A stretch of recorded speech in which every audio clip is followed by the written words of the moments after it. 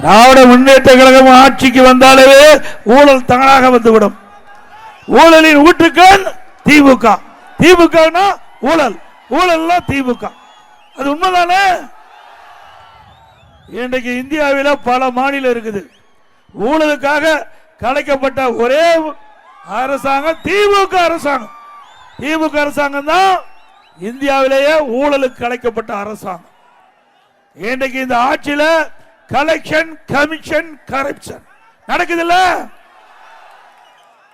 இன்னைக்கு எந்த துறையிலாவது லஞ்சம் இல்லாத உங்களுக்கு பிரச்சனை தீருதா? எல்லா துறையிலும் லஞ்சம். லஞ்சம் இல்லாத துறையே கிடையாது.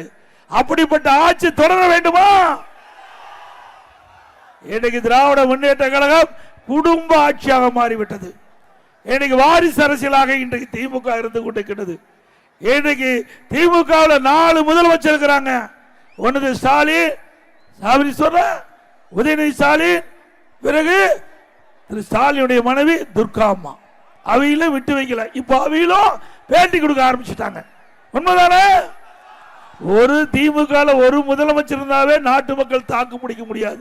4 அதிகார மையங்கள், 4 முதலமைச்சர் தமிழகத்தில் இருந்தா தமிழகம் எப்படி இருக்கும் எண்ணி பாருங்க. இன்றைக்கு இந்த அதிகார மையம் மக்களை வாட்டி வதைக்கிறது. திமுக அதில் இருக்கிற திரு கருணாநிதி குடும்பம் பிழைக்க 8 கோடி வரை வாட்டி வதைத்துக் கொண்டிருக்கின்றார்.